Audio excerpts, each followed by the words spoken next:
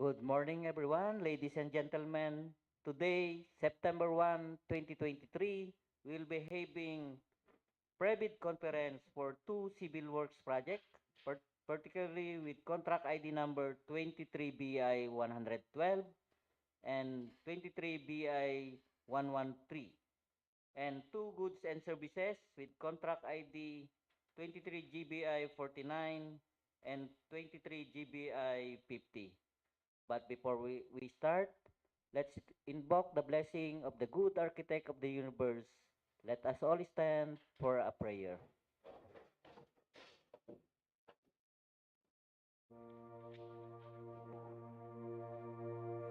Magmahal na Ama,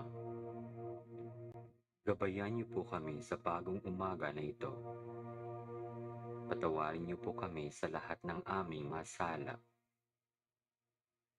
Tulungan niyo po kayong tumulong sa aming kapwa-tao sa lahat ng aming gagawin upang mamuhay kami ng maayos at mapayapa. Amen.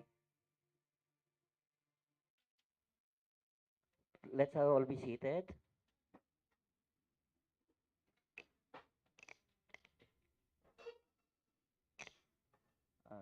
May I request the secretariat if who are the invited observers for today's private conference? Engineer Brian Nilagusto, take it away. Good morning, Mr. Back Chairman, and good morning to all.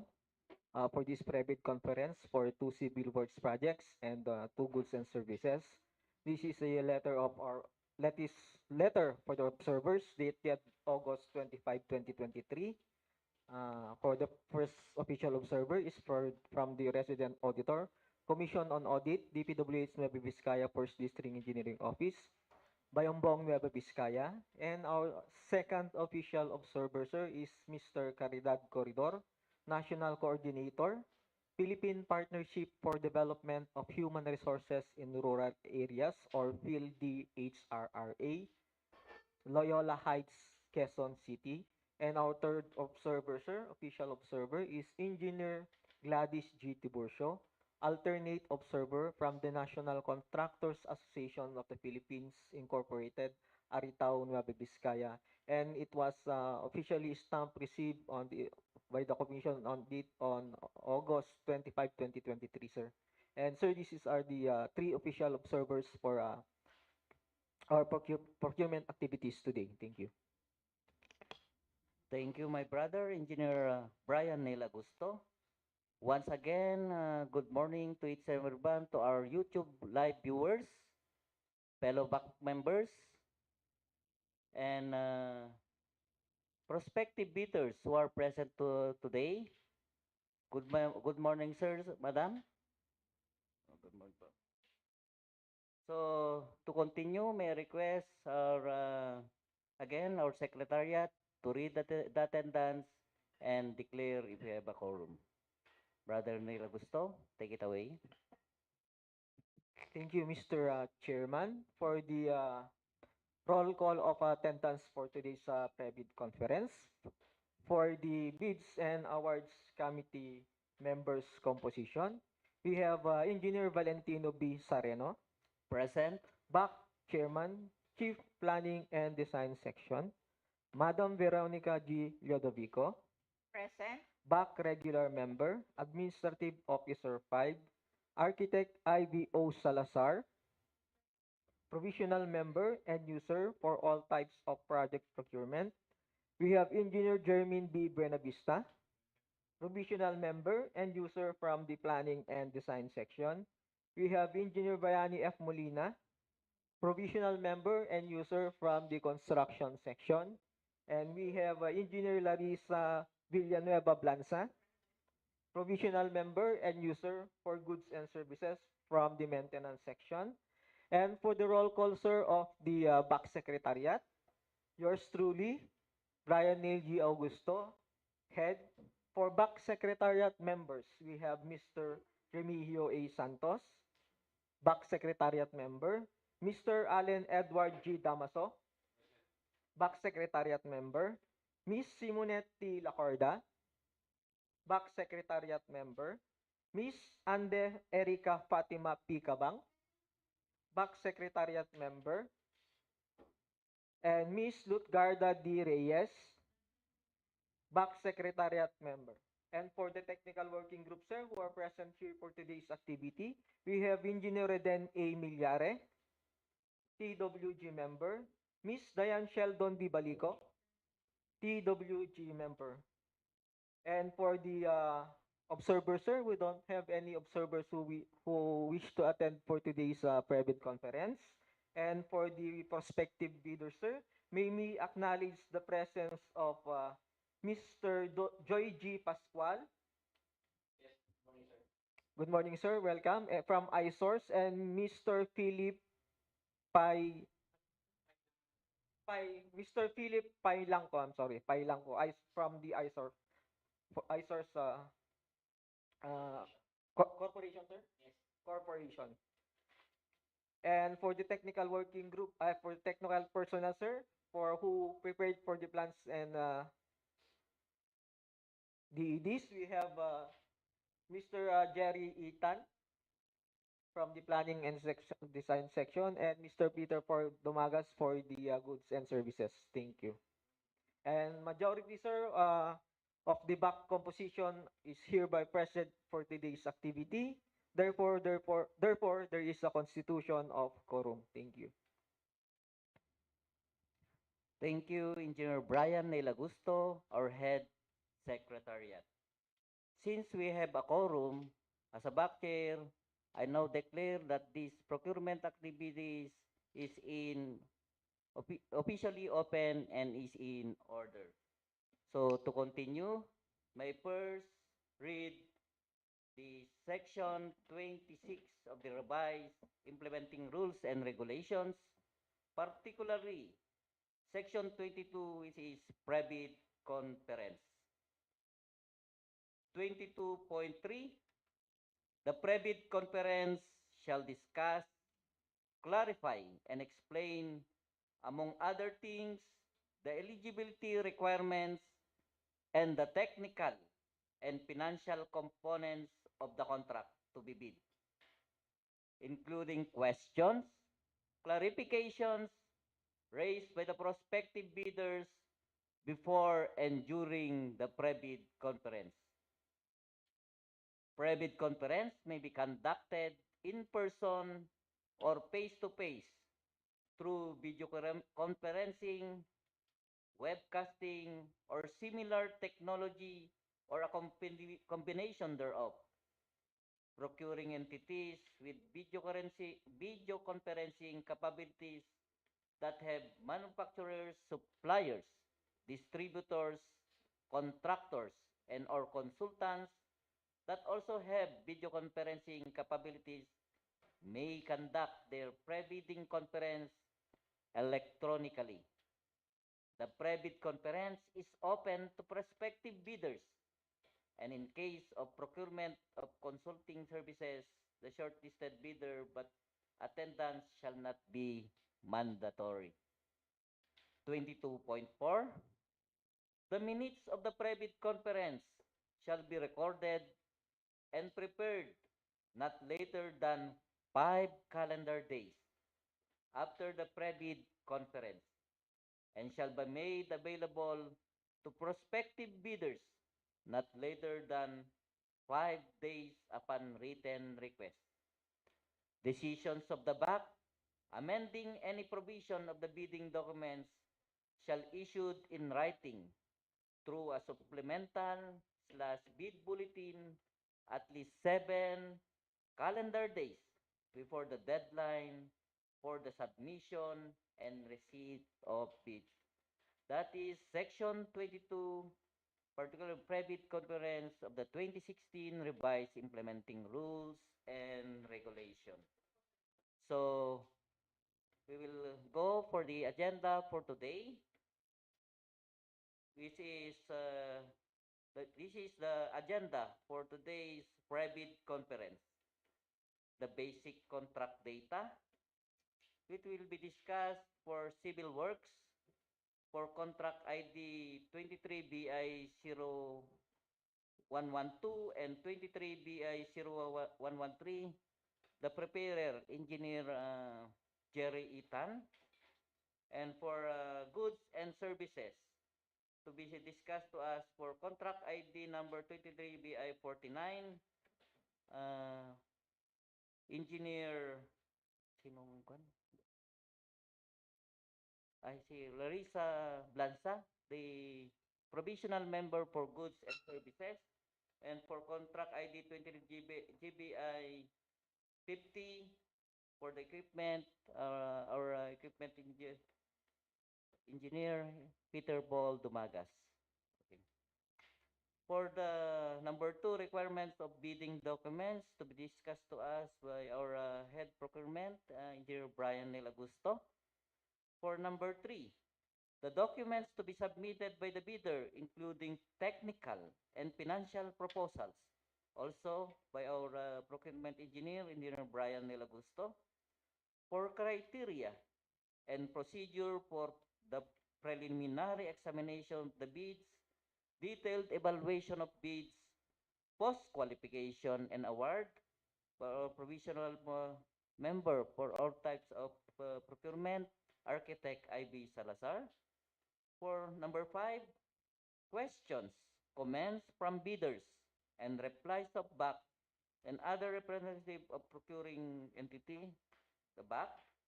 Then number 6, other matters. And the last one, number 7, summary of proceedings, including bid bulletins, addenda to be issued if any. So let's proceed for our agenda, the first agenda. May I request our preparer, Engineer Jerry Itan, to discuss to us in detail the basic contract data for contract ID number 23BI0112 and also 23BI0113. Take it away, Engineer Jerry Tan.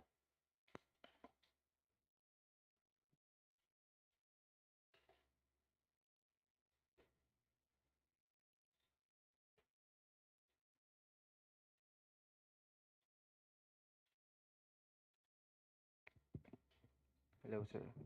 Thank you, sir. Good morning to everyone. I am Jerry Tan II from Planning and Design section to discuss to you the two projects. First, with the project title of Basic Infrastructure Program, Multipurpose Building Facilities to Support Social Services, Construction of Multipurpose Building located at Bambang, Nueva Vizcaya, with a contract ID number of 23BI0112 and indicative approved budget for the contract with the amounting of 29,700,000 pesos. The project description for this contract is construction of municipal hall building with a total calendar days of 150. And for the second project is with the title of Sustainable Infrastructure Project Alleviating Gaps or SIPAG, multipurpose building, facilities to support social services, construction of multipurpose building, phase 2, located at Bambang, Nueva Vizcaya, with a contract ID number of 23BI0113 and indicative approved budget for the contract with amounting of 49 million pesos. For the project description for this contract is construction of municipal hall building with a total calendar days of 250.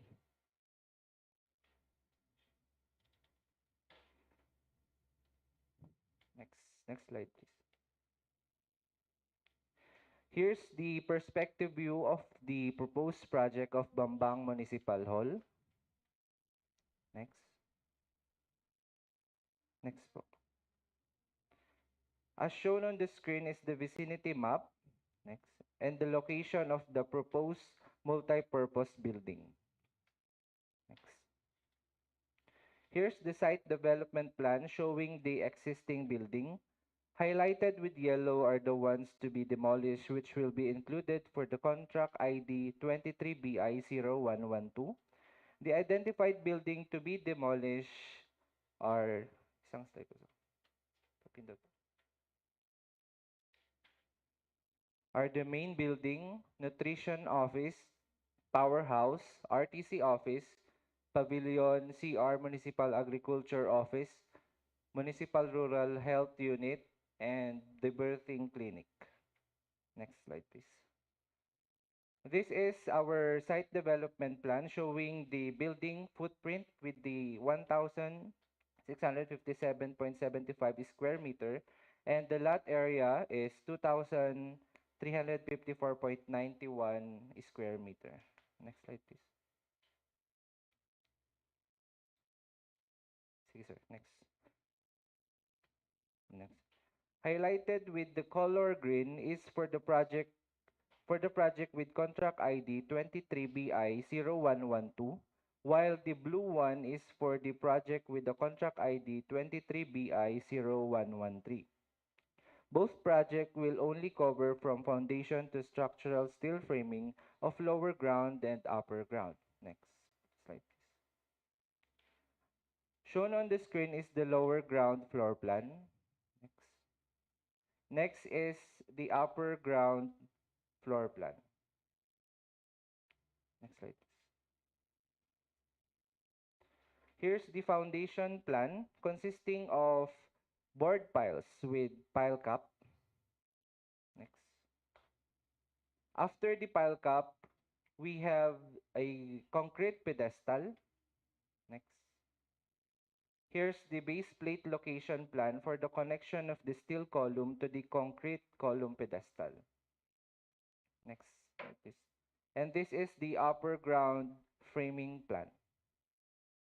Next slide, please. This is the front elevation. Sige, sir. This is the front elevation with skin. Next. Right side elevation. Sige po. Right side elevation with skin. Next. Rear elevation. And the left side elevation. This is the section through AA of our proposed building. Next.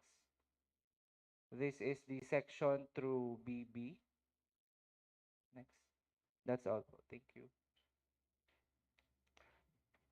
Thank you, Engineer Jerry Tan, for the detailed explanation for these two particular projects with contract ID 23BI112 and 23BI113. So may I request the Secretariat, does anyone from our YouTube live viewers or from our interested bidders have questions or clarification regarding the discussed project? None?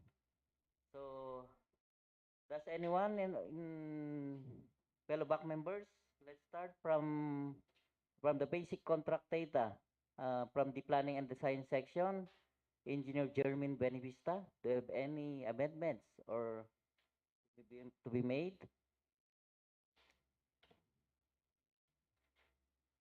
I have no amendments, Mr. Chair, but I want to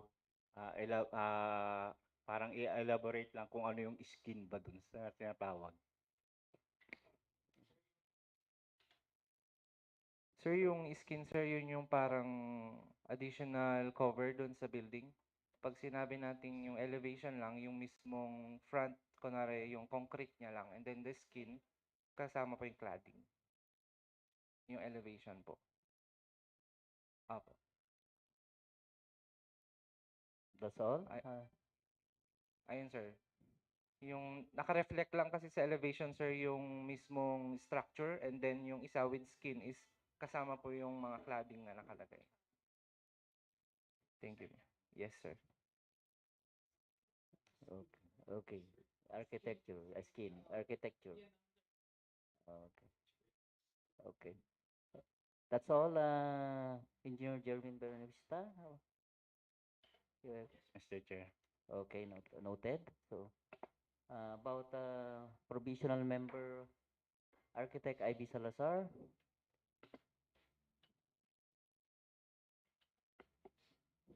I have no amendments, sir. Okay, thank you. Noted. About Madam Veronica Ludovico, our regular member.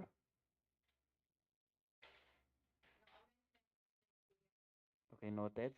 Since we have no amendment for the basic contract data, so we'll adopt the basic contract data as advertised. P. Secretary, take note. So we'll proceed for the next agenda for goods and services. For contract ID number 23 GBI 49.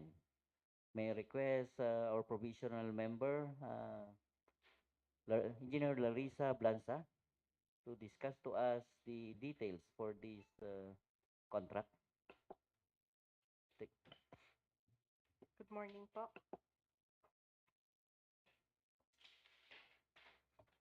For contract ID number 23 GBI 49, the name of the project is Procurement of 2-unit high-speed photocopying with advanced PDF software for use in the Quality Assurance section and Administrative section. The location for the project is DPWH Bambang, Nueva, Vizcaya. Approved budget for the contract is 2,720,000 and the duration is 15 calendar days upon the issuance of the NTP. The cost of bid documents is 5,000 pesos. And the source of fund is from the DPWH.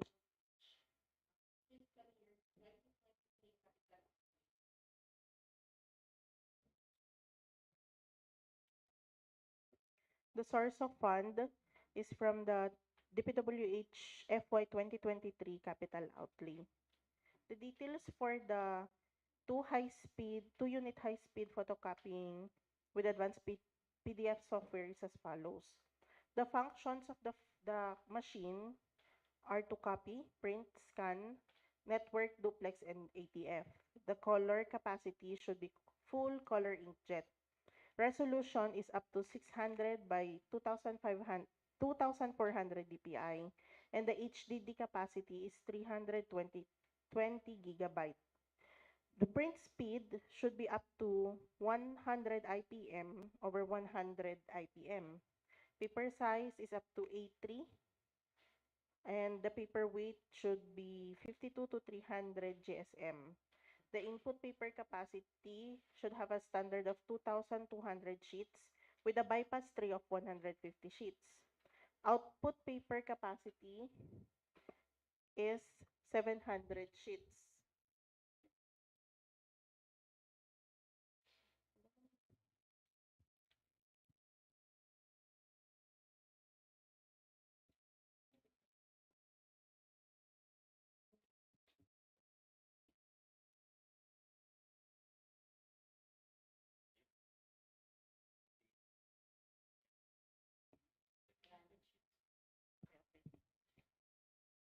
The ADF scan speed should be at A4 60 IPM over 110 IPM. The scanning area is up to 11.7 to 17 inches. The duplex ADF capacity should have at least 150 sheets. Page description language POSIScript 3 or PCLX or POSIScript 3. Interface Ethernet, Wi-Fi, or Wi-Fi Direct. Operating power consumption should be 170 watts and the rated voltage should be at 100 to 240 volts. That's all, Mr. Chair. Thank you, Engineer Ablanza, for the explanation for these goods and services. So, may I ask the Secretariat if we have any questions from our YouTube live viewers? How about the interested bidders, especially the persons who are the representative who are present today? Do you have any questions or clarification, Lan? Uh, so about fellow back members, do you have any questions or clarifications or any amendment? None? So, anonymous mode, there being none, so we'll adapt the basic contract data as advertised. So, ordered, Secretariat. So, let's proceed for the number 2, goods and services with contract ID 23 GBI 50. So, to be discussed to us by our equipment engineer, Engineer Peter Paul Domagas. Take it away, Engineer Domagas. Thank you, Mr. Chair, and good morning, everyone. I am Peter Paul Domagas, SO engineer po, and I'll be discussing about the equipment that our office wish to procure. Starting po with the contract ID number 23GBI 50 with the project name of procurement of 1 unit double cab drop side cargo truck for use of DPWH Nueva Vizcaya 1st District Engineering Office. Location of project, DPWH Bambang, Nueva Vizcaya, with an approved budget for the contract of 1,350,000. The project duration, 30 calendar days upon issuance of NTP, and with the cost of bidding documents of 5,000 pesos. The source of fund is the DPWH fiscal year 2023 capital outlay, and the basic equipment technical specification for this equipment are as follows po. The engine, it should be a 4-stroke inline with a rated power of at least 125 to 150 horsepower. The transmission should be at least 6-speed, 4x2 manual with overdrive. Gross vehicle weight up to 10 wheels. Gross vehicle weight not exceeding 27,250 kilograms. The cab type, double cab with drop side body, standard, high deck, and long wheelbase. It should be equipped with an air conditioning system, with a cab door of at least mechanically operated, cab window of at least mechanically operated, with an audio system equipped with tuner radio and 2 speakers. Fuel fed of diesel with a capacity of 60 liters at least. A tires of 195 by 70, rim 15, C6PR with spare tires, and an emission compliance of Euro 4. Yun po, Mr. Chair. Thank you. Thank you, Engineer Domagas. So, again, may I ask the Secretariat if we have any questions or clarification for the number 2, goods and services with contract ID 23GBI 150? None. So, how about fellow back members? Does anyone have any amendment for this particular contract with the contract ID number 23GBI 50? Let's start from the provisional member for goods and services from No the maintenance. No amendments, sir. About Engineer Jermin Benavista I have no amendment, Mr. Chair. or provisional member for all types, Architect Ivy Salazar. I have no amendments, Mr. Chair. Okay, noted. Madam Veronica Ludovico, or regular member. I have the amendment, Mr. Bak Chair. So, since we have no amendment, so Mr. Chair. about the equipment engineer, Yes that's, I'll just reiterate po. okay. The the contract the the contract that was published is double cab, but Okay. we have back resolution Okay. changing it to single cab. So the ang naipa Publish. advertise po kasi or publish is double cab. So Okay. I'll just reiterate na papalitan po yung na. Okay, what is the corrections for the name of project? It kindly should proceed. be from double cab drop side to single cab drop side po. Okay. Single Okay. cab. Please take note, procurement secretariat, as per correction by our equipment SO engineer, the name of project should be procurement of 1 unit single cab drop side cargo truck for use of DPWH Nueva Vizcaya First District Engineering.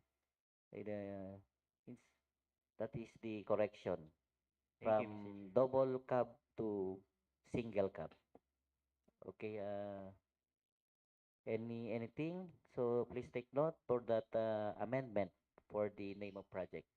Noted, Mr. Chair. The procurement unit will comply to the correction for the name of project to procurement of 1 unit single cab drop side cargo truck for this particular project. Thank you. Okay, thank you. So does anyone from the interested bidders have question or clarifications? Ma'am, sirs who are present for this procurement activity? None? Okay.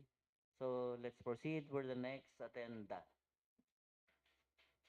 This is the requirements of bidding documents. So it will be discussed to us by our head procurement, Engineer Brian Neil Augusto. Take it away, Engineer Augusto. Thank you, Mr. Chair, for the second agenda. For the requirements of the bidding documents for these two civil work projects. For the requirement of bid data sheet, this is, sir, applicable for these two particular project. For contract ID number 23BI0112 and 23BI0113. Okay, go ahead. Thank you, Mr. Chair. For the ITB clause 14.1, for the major work category of this project, BICWOPLC, or building construction without piles, low-rise concrete frame 1 to 5 stories. For ITB clause 14.2 AB, for the minimum work experience requirements for the key personnel are the following. For the key personnel, we have the project manager, project engineer, materials engineer, foreman, and safety officers. And we have their minimum years of similar experience for the same position is 3 years. And minimum years of total work experience for the same position is 3 years. Accredited safety officer required upon issuance of notice of award, subject to Department Order Number 98 Series of 2014, submission of Construction Safety and Health Program approved by the Department of Labor and Employment or DOLE, and first aider with certificate of training issued by Red Cross in compliance to DOLE requirements for the approval of construction and safety and health program required upon issuance of notice of award subject to Department Order number 98 series of 2014, submission of construction safety and health program approved by the Department of Labor and Employment or DOLE. For ITB clause 14.2A4, the minimum major equipment requirements are the following for these two particular projects. For the description, we have a cargo service truck capacity 2.5 metric tons, required units is 1. Cargo service truck 9 to 10 metric tons, required units is 1. Backhoe with breaker, required units is 1. Backhoe 0.803 to 1.04 cubic yards capacity, required units is 1. Backhoe wheel mounted, required units is 1. 1 bagger mixer, required units is 2. Plate compactor, required units is 2. Payloader, required units is 1. Crane, required units is 1. Pumpcrete, required units is 1.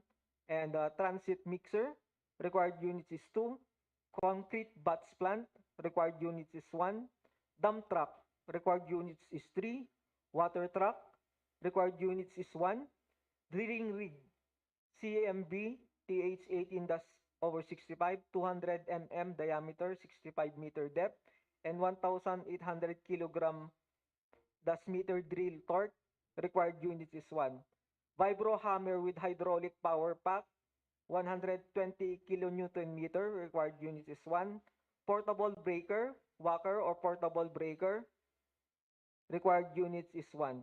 And for the laboratory equipment, sir, requirements, Please refer to DO11 series of 2017 for the minimum materials testing equipment and DO127 series of 2018, strict application of RA 9184, the conduct of past qualification of bidders with delayed ongoing projects with the DPWH.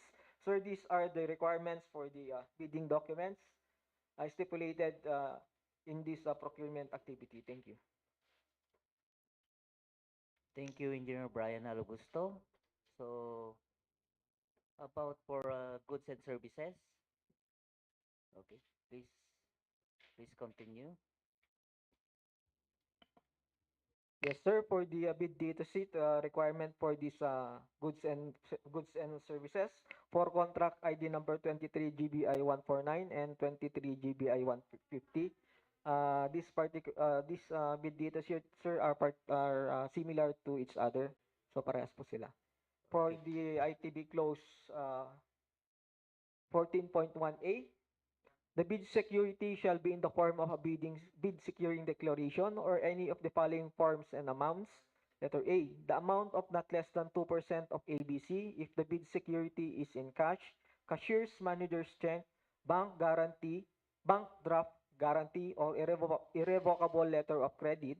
Or B, the amount of not less than 5% of ABC if bid security is in surety bond. For ITB Close 20.2, licenses and permits relevant to the project and the corresponding law requiring it. Number 1, mayor's permit. Number 2, DTI. Number 3, PhilJEP's registration. Number 4, tax clearance. Number 5, supplier's certificate of SS or SRC. And number 6, lifetime service warranty. Sir, these are the requirements for the bid data sheets for these two particular projects. Thank you. Thank you, Engineer Brian Nairo Augusto, our head secretariat. So let's proceed for the third agenda, which is the documents to be submitted by the bidder, including technical and financial proposal. Again, to be discussed to us by our procurement engineer, Engineer Brian Nail Augusto. Thank you again, once again, Mr. Bakchair. And for the third agenda, for the documents to be submitted by the bidder, including the technical and financial proposals for the civil works, will be presented via audio recording, sir. Thank you. Please proceed.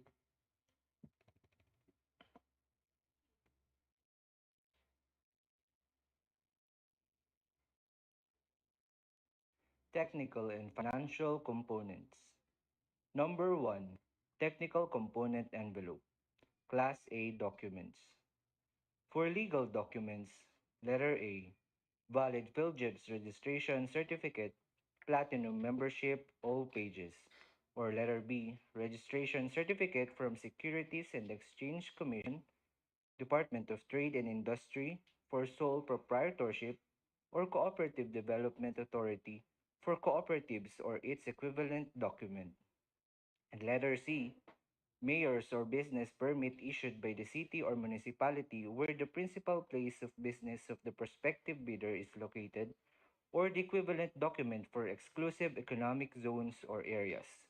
And letter D, tax clearance per EO number 398, series of 2005, as finally reviewed and approved by the Bureau of Internal Revenue.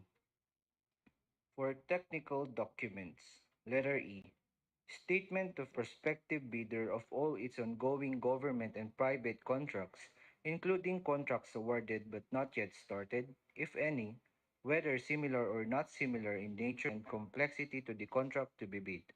And letter F, a statement of the bidder's single largest completed contract, or SLCC, similar to the contract to be bid, except under conditions provided under the rules. And letter G, Philippine Contractors Accreditation Board or PCAB license, or special PCAB license in case of joint ventures. And registration for the type and cost of the contract to be bid. And letter F, original copy of bid security in the form of surety bond. Submit also the certification issued by the Insurance Commission, or original copy of notarized bid securing declaration. And letter I, project requirements, which shall include the following. First, organizational chart for the contract to be bid. Second, list of contractors' key personnel, for example, project manager, project engineers, materials engineers, safety officer, and foreman, to be assigned to the contract to be bid, with their complete qualification and experience data.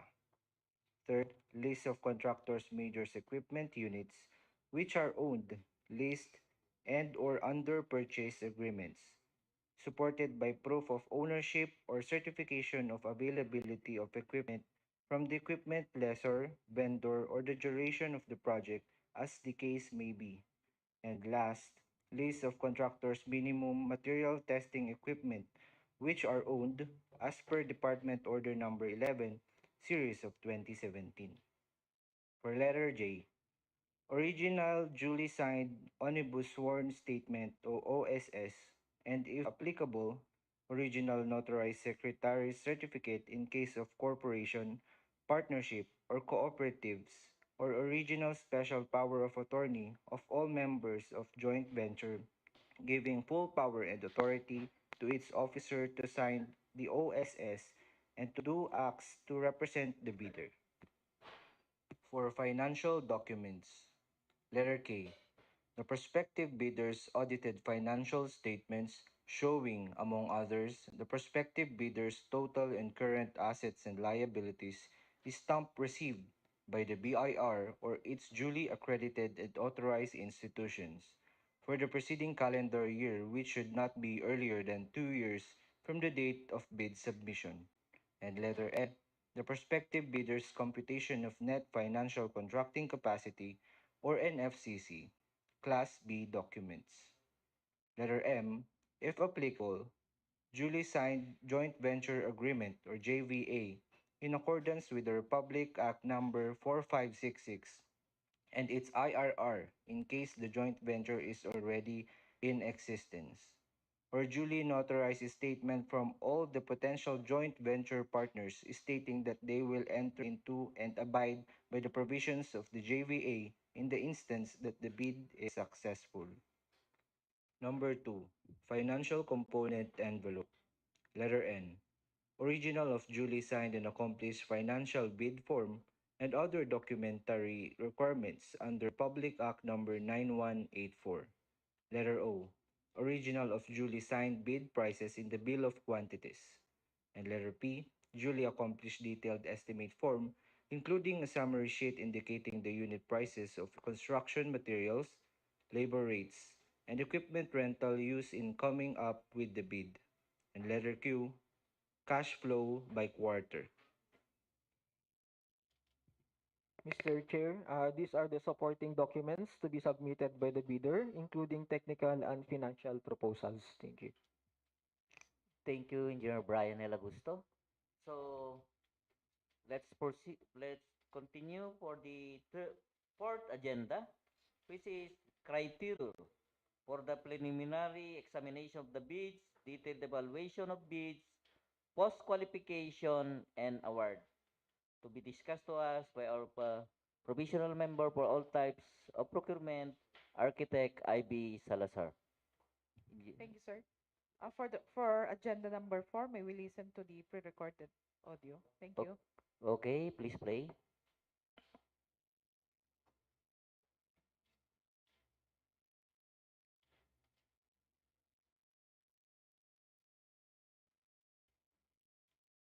Pre-bid conference, detailed evaluation of bids.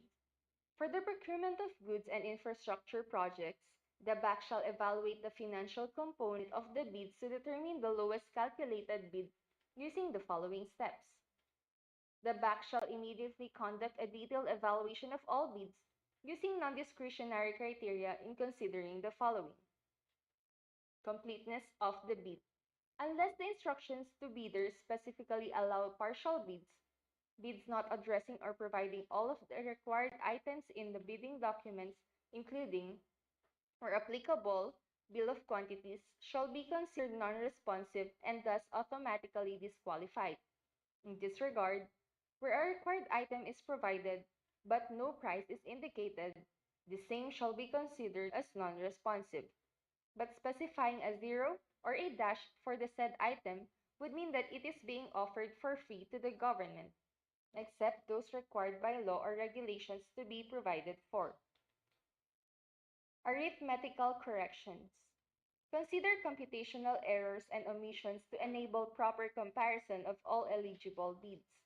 It may also consider bid modifications if expressly allowed in the bidding documents. Any adjustment shall be calculated in monetary terms to determine the calculated prices. The BAC shall evaluate all bids on an equal footing to ensure fair and competitive bid comparison. For this purpose, all bidders shall be required to include the cost of all taxes, such as, but not limited to, value-added tax, income tax, local taxes, and other fiscal levies and duties, which shall be itemized in the bid form and reflected in the detailed estimates. Such bids, including said taxes, shall be basis for bid evaluation and comparison. In case of discrepancies between bid prices in figures and in words, the latter shall prevail. Between total price per item and unit price for the item as extended or multiplied by the quantity of that item, the latter shall prevail. Between stated total price and the actual sum of prices of component items, the latter shall prevail. Between unit cost in the detailed estimate and unit cost in the bill of quantities, the latter shall prevail. Post-qualification. Objective and process of post-qualification. The lowest calculated bid shall undergo post-qualification in order to determine whether the bidder concerned complies with and is responsive to all the requirements and conditions as specified in the bidding documents. Within 5 calendar days from receipt by the bidder of the notice from the BAC that the bidder has the lowest calculated bid, the bidder shall submit to the BAC its latest income and business tax returns and other appropriate licenses and permits required by law and stated in the bidding documents.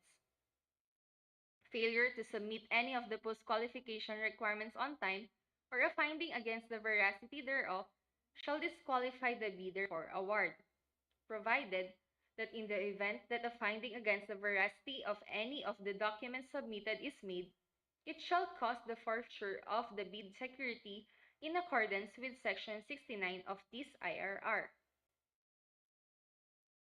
The post-qualification shall verify, validate, and assert all statements made and documents submitted by the bidder with the lowest calculated bid using non-discretionary criteria as stated in the bidding documents. These criteria shall consider but shall not be limited to the following. Legal requirements. To verify, validate, and ascertain licenses, certificates, permits, and agreements submitted by the bidder, and the fact that it is not included in any blacklist as provided in Section 25.3 of this IRR. For this purpose, the GPPB shall maintain a consolidated file of all blacklisted suppliers, contractors, and consultants. Technical requirements. To determine compliance of the infrastructure projects offered with the requirements specified in the bidding documents, including, where applicable, verification and validation of the bidder's stated competence and experience, and the competence and experience of the bidder's key personnel to be assigned to the project for the procurement of infrastructure projects. Verification of availability and commitment and/or inspection and testing for the required capacities and operating conditions of equipment unit to be owned, leased, under, purchased by the bidder for use in the contract.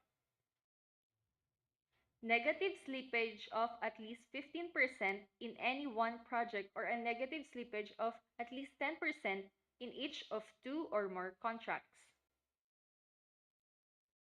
Failure of the contractor to commence repair works on ongoing contracts within 7 calendar days and to complete them within 30 calendar days after receipt of the procuring entity's notice of defects and deficiencies. failure of the contractor to commence repair works on contracts with pending certificates of acceptance within 30 calendar days and complete them within 90 days after receipt of the procuring entity's notice of defects and failures, or substandard quality of work as per contract plans and specifications, or unsatisfactory performance of the contractor's obligations as per contract terms and conditions at the time of inspection. If the BAC verifies any of these deficiencies to be due to the contractor's fault or negligence, the agency shall disqualify the contractor from the award for the procurement of infrastructure projects. That's all, Mr. Chair. Thank you. Thank you, Architect Ivy Salazar, for the pre-recorded presentation for the agenda number 4. So let's continue for the fifth agenda, which is the questions, comments from the bidders and replies of BAC and other representatives of procuring entity. So does anyone have any other amendments of the provision of bidding documents as discussed or presented? None. There being none, we may now adopt the provision of the bidding documents for these projects with contract ID number 23BI0112, contract ID number 23BI0113, and for goods and services 23GBI49 and 23GBI50. Secretariat so ordered. Okay. So let's proceed for the other matters. Do we have any other matters from the secretariat or back members? None. So for number 7, we have the summary of proceedings, including bid bulletins, addenda to be issued. So for this, we have a correction for the goods and services. Please take note. This is the name of project. From procurement of 1 unit double cab drop side cargo truck for use of DPWH Nueva Vizcaya First District Engineering Office, to procurement of 1 unit single cab drop side cargo truck for use of DPWH Nueva Vizcaya First District Engineering Office. So, Secretariat, please take note the correction of these goods and services with contract ID number 23GBI50. Noted, sir. Okay, thank you. So, does the Secretariat have any announcement to make? Yes, Mr. Chair, we have the announcement and reminder, sir, for the next procurement activities. Okay, go ahead. Engineer Brian De Augusto, please kindly read the announcement reminders.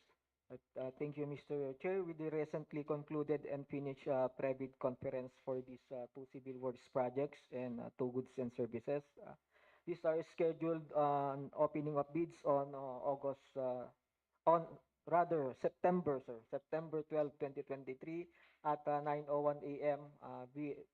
Venue, PRU Bidding Room, Main Building, DPWH Nueva Vizcaya, First DEO, Bambang, Nueva Vizcaya.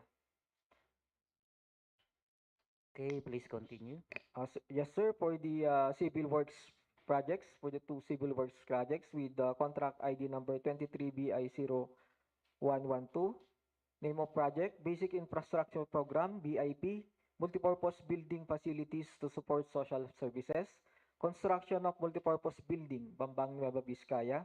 Location of the project is at Bambang, Nueva Vizcaya, with an indicative approved budget for the contract or ABC of 29,700,000 pesos, and a project description of construction of municipal hall building with a project duration of 150 calendar days, and the cost of bid documents is 25,000, with a source of fund of regular infra FY 2023 with a pickup license signs range of small b. For this second project, sir, with contract ID number 23BI 113, name of the project, Sustainable Infrastructure Project Alleviating Gaps or SIPAG, multipurpose buildings, facilities to support social services, construction of multipurpose building, phase 2, Bambang, Nueva Vizcaya.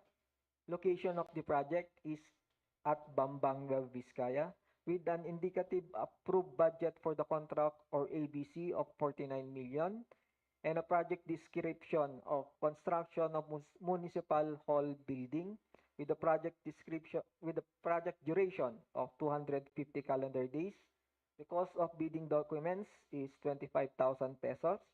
Source of fund is regular infra FY 2023. Pickup license size range is medium A. And for the goods and services, sir, for contract ID number 23 GBI 49, name of the project, procurement of 2-unit high-speed photocopying with advanced PDF software for use in the quality assurance section and administrative section. Location of the project, DPWH Bambang, Nueva Vizcaya, with an indicative approved budget for the contract or ABC of 2,720,000 pesos with a project duration of 15 calendar days upon issuance of NTP. Cost of bid documents is 5,000. With a source of fund is DPWH FY 2023 Capital Outlay or IAW. And for the second project, sir, with 23 GB I-50, name of project, procurement of a 1-unit single cab door side cargo truck for use of DPWH Nueva Vizcaya First District Engineering Office. Location of the project is DPWH Bayambong, Nueva Vizcaya with an indicative approved budget for the contract of 1,350,000 pesos with a project duration of 30 calendar days upon issuance of NTP with the cost of bid documents is 5,000. Source of fund is DPWH FY23 Capital Outlay or ER. Sir, that's all for the 2 civil works and 2 goods and services scheduled on September 12, 2023. Thank you. Thank you, Engineer Brian L. Augusto, for reading the announcement reminders for the next procurement activities, which will be on September 12, 2023. So, can I hear any other concern? None? None, So, Mr. Chair. can I hear a motion to adjourn? Mr. Chair, as we are done with all the agenda for this private conference for the proposed civil works and purchase of goods and services, I now move for the adjournment of today's private conference. I second the motion. Since it's been moved and seconded that these procurement activities is as a chair, I'll now declare that this procurement is officially closed.